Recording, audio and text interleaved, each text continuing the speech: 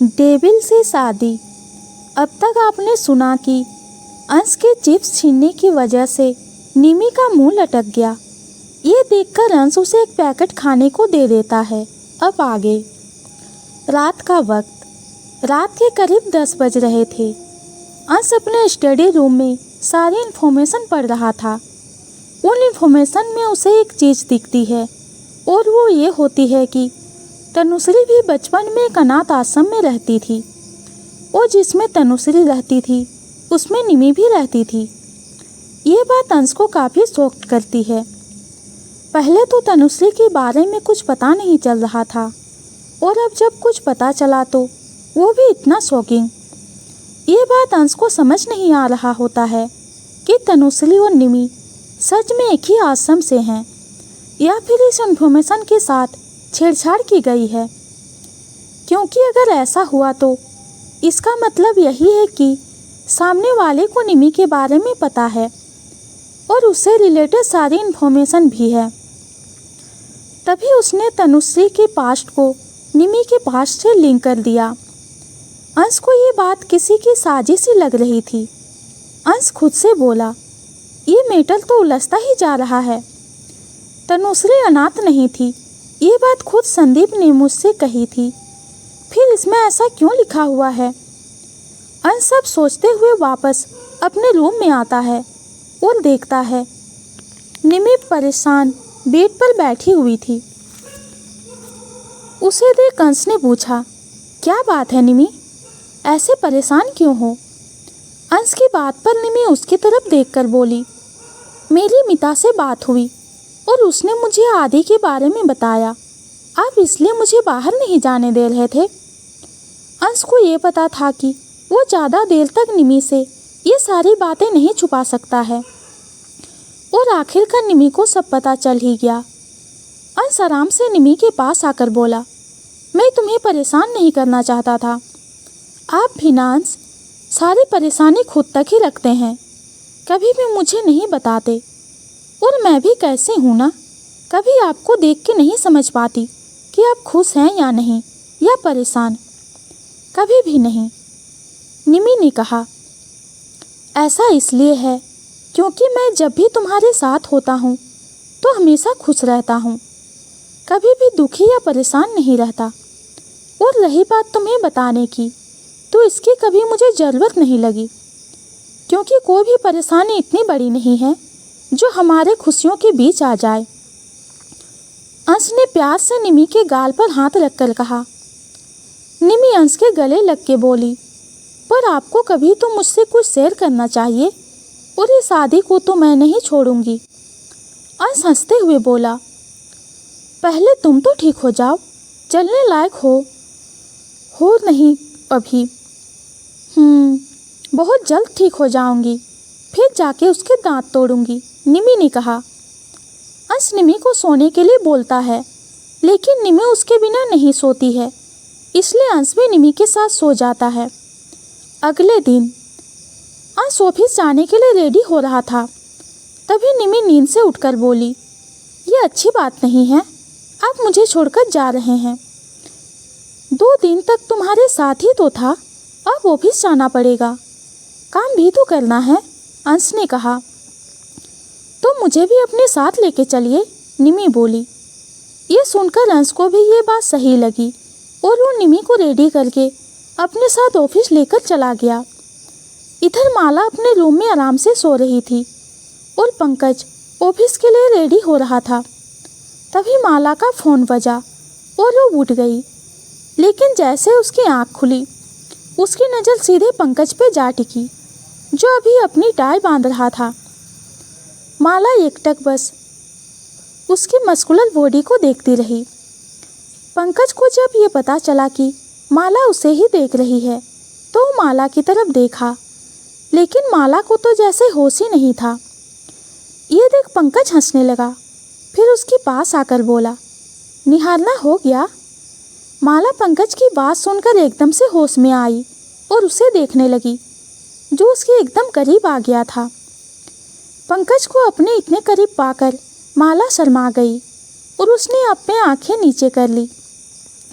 माला को ऐसा करता देख पंकज उसके सिर पर किस करके बोला, अभी मुझे ऑफिस जाना है, इन सब के बारे में हम रात को सोचेंगे।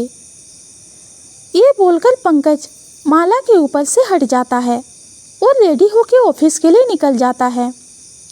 माला को अभी भी जैसे पंकज की बात सुनकर होश नहीं आया था और एकटक उस तरफ ही देख रही थी जहाँ से पंकज गया था। माला का दिल इस वक्त बहुत जोर से धड़क रहा था। उसे शांत करके बोली, ये क्या हो रहा है मुझे? माला को खुद भी ये बात पता नहीं चला कि उसे धीरे धीरे पंकज से प्यार होने लगा था, लेकिन दिल को तो पहले ही ये बात पता चल जाती है। इसलिए तो जब भी वह अपने प्यार को सामने देखता है, बुलेट ट्रेन से भी स्पीड चलने लगता है। आज निमी बहुत टाइम के बाद अंश के साथ ऑफिस आई थी। निमी आराम से जाके अंश के ऑफिस के सोफे पर बैठ गई और अंश भी अपने काम में लग गया। तभी उसके केबिन में पीआर डिपार्टमेंट की मैनेजर आती है, जो कि शीतल होती है। शीतल निमी की मैनेजर थी जब वो पहले यहाँ इंटर्नशिप करती थी और निमी से उससे दोस्ती भी किया था। लेकिन बाद में जब शीतल ने अंश के खिलाफ कहा तो निमी ने उससे अच्छा खासा सुना दिया था।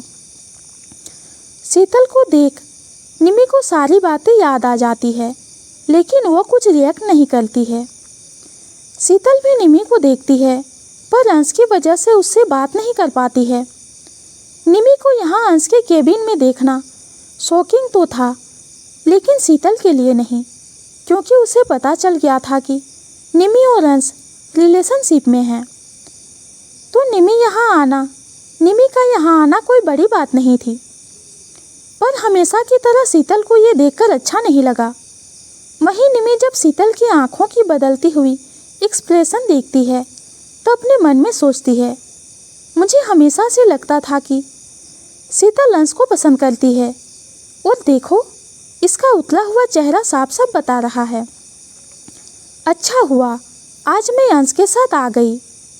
इधर अंश बहुत देर से निमी को देख रहा था और साथ ही उसके फेस पे आ रहे सभी एक्सप्रेशन को भी नोटिस कर रहा था।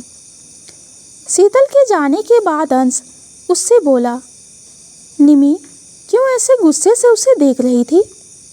निमी अंश की बात पे कुछ नहीं बोला और वापस से अपने फ़ोन में कुछ करने लगा।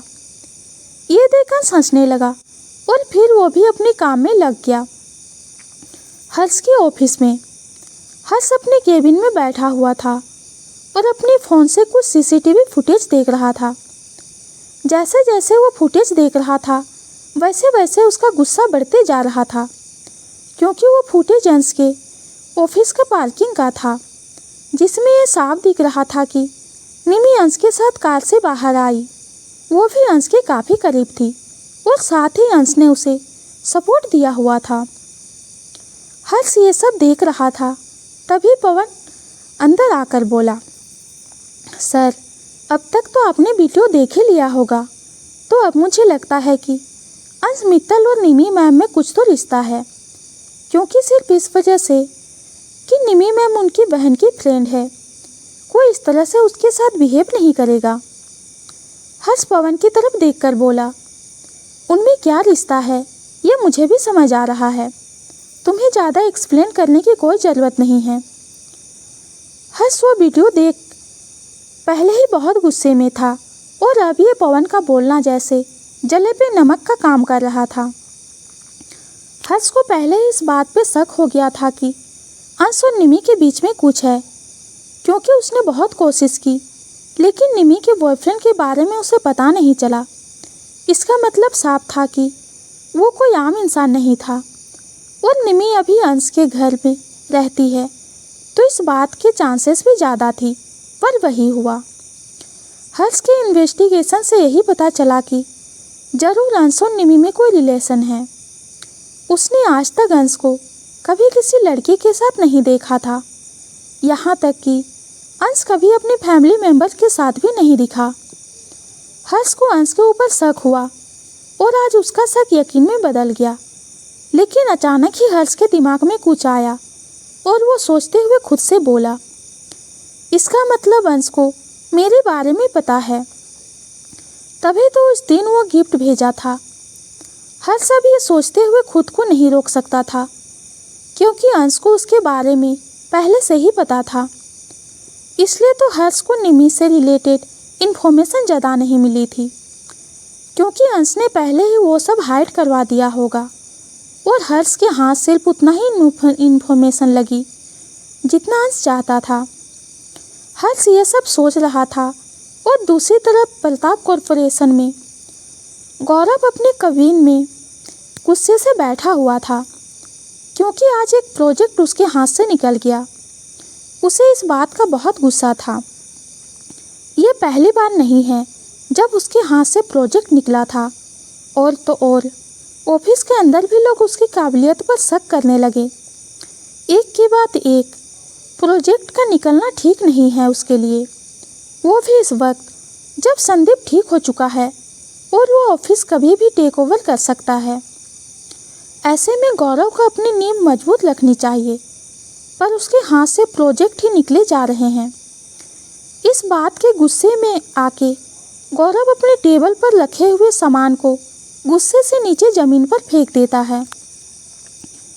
ऐसा मेरे साथ ही क्यों हो रहा है? सच कहते हैं, जब किस्मत खराब होना तब ऊँट पे भी बैठा इंसान को कुत्ता काट जाता है, गौरव गुस्से में खुद से कहता है। तभी गौरव के केबिन का गेट खुला और एक लड़की अंदर आते हुए बोली, रिलैक्स बेबी, इन छोटी छोटी बातों से कुछ नहीं होता है। गौरव आवाज़ की दिशा में देखता है। वहाँ पे जो लड़की थी उसने शॉर्ट वन पीस पहनी हुई थी और फेस पे मेकअप था जो काफ़ी स्टाइलिश लुक दे रहा था। वो लड़की चल के अंदर आते हुए गौरव के पास जाके उसके गले से लग के बोली, इट्स ओके, बिजनेस में तो ये सब लगा रहता है, तुम अपना फोकस मत भूलो। और वो है संदीप को अपने रास्ते से हटाने का। मुझे अच्छे से पता है मेरा फोकस, लेकिन तुम यहाँ क्यों आई हो? मैंने तुम्हें कितनी बार ऑफिस में आने से मना किया है? गौरव उस लड़की को खुद से अलग करते हुए कहा। मुझे पता है तुम नहीं चाहते हो कि मैं ऑफिस आऊँ, लेकिन मैं करती भी क्या?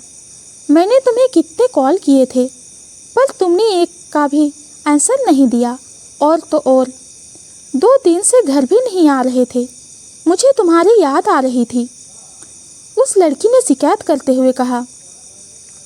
मैं अगर नहीं आ रहा था तो इसका मतलब यही है ना कि मैं बिजी हूँ।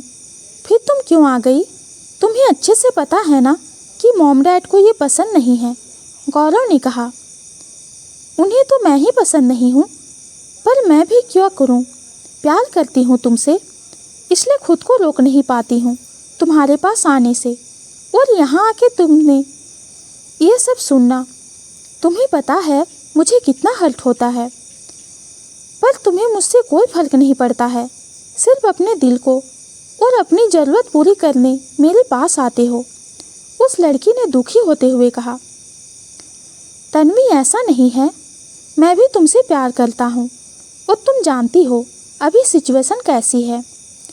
वह संदीप भी बच गया है और इस प्रॉपर्टी का पता नहीं किसके हवाले जाएगा, और तो और सारे प्रोजेक्ट भी एक एक करके हाथ से निकल रहे हैं। तो मैं क्या करूं?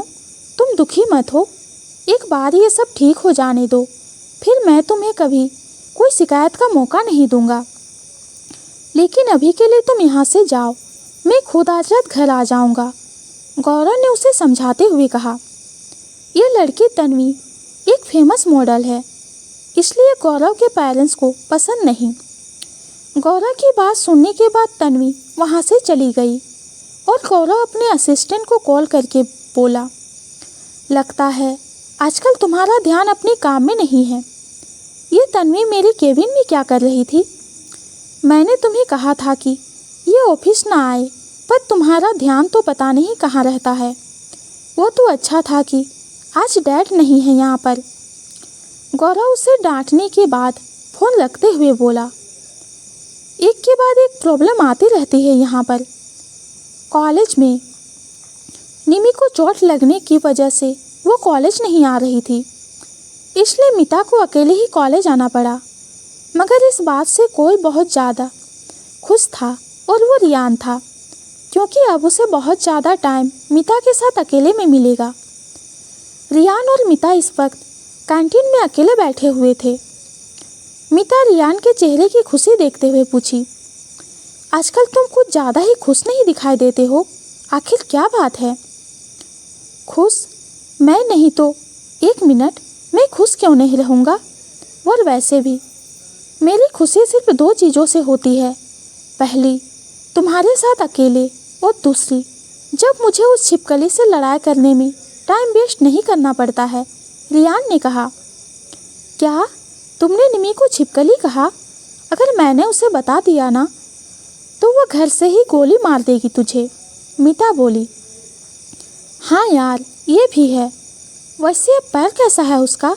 रियान ने पूछा। ठीक है। और ठीक कैसे नहीं होगा, भाई खुद उसका ध्यान रखते हैं, उसके पैर को ज़मीन पे पड़ने नहीं देते हैं, मिता ने हंसते हुए कहा। हाँ ये भी है। वैसे अंसर हर जगह पे हमारे इंस्पिरेशन हैं। वो प्यार के मामले में भी वे कितना प्यार करते हैं निमी से, वो बिल्कुल निमी को अपनी पलकों पर बिठा कर रखते हैं, रियान ने कहा। हाँ और अच्छा भी है।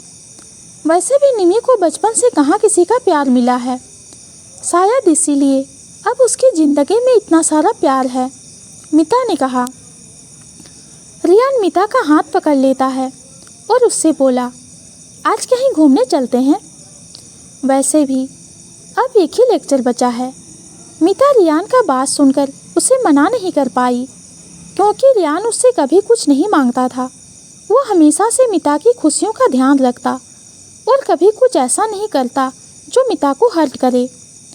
वह कभी मिता के ज़्यादा करीब नहीं गया था, क्योंकि वो जब भी वैसे करता तब मिता के अतीत के दर्दनाक पल उसकी आंखों के सामने होते थे और वो पैनिक हो जाती थी। इस बात का दुख मिता को भी होता था कि वो कभी रियान के लिए ज़्यादा कुछ नहीं कर पाती, जबकि वो हमेशा उसे खुश करने में लगा रहता। कभी कुछ ऐसे डिमांड नहीं करता जो मिता को हर्ट करे। वो कभी मिता के ज़्यादा करीब नहीं गया था, क्योंकि वो जब भी वैसा करता तब मिता के अतीत के दर्दनाक पल उसकी आंखों के सामने होते थे और वो पैनिक हो जाती थी। इस बात का दुख मिता को भी होता था कि वो कभी रियान के लिए ज़्यादा कुछ नहीं कर पाती, जबकि वो हमेशा उसे खुश करने में लगा रहता। कभी कुछ ऐसा डिमांड नहीं करता था जो मिता को तकलीफ दे। शायद इसी को सच्चा प्यार बोलते हैं। दोपहर के करीब 2 बज रहे थे और निमी अंश के ऑफिस में बैठे बैठे बोर हो चुकी थी, क्योंकि अंश पूरा समय अपने काम में डूबा हुआ था और निमी फ़ोन चलाते चलाते बहुत ज़्यादा ही बोर हो चुकी थी। निमी अपने फ़ोन को साइड में रख के अंश के पास जाकर बोली, अंश मैं बहुत बोर हो रही हूँ, तो मूवी देख लो अच्छी सी। अंश ने कहा। कितनी मूवी देखूँ? तभी से मूवी ही देख रही थी। अब तो मूवी देख के भी बोर हो चुकी हूँ, निमी ने कहा। इस पर अंश ने अपना ध्यान लैपटॉप से हटाकर निमी को देखा, जो बहुत इरिटेट लग रही थी। अंश निमी का हाथ पकड़ के उसे अपनी गोद में बिठाते हुए बोला, ये बात बोलने के लिए तुम यहाँ तक चल के आई हो? तो क्या करती, मेरी तरफ देख ही नहीं रहे थे आप? पूरे टाइम अपने इस लैपटॉप में घुसे हुए थे, आपको मेरा ध्यान ही नहीं रहा, निमी ने ड्रामा करते हुए कहा। तो अब क्या होगा आगे, ये जानेंगे हम अगली वीडियो में।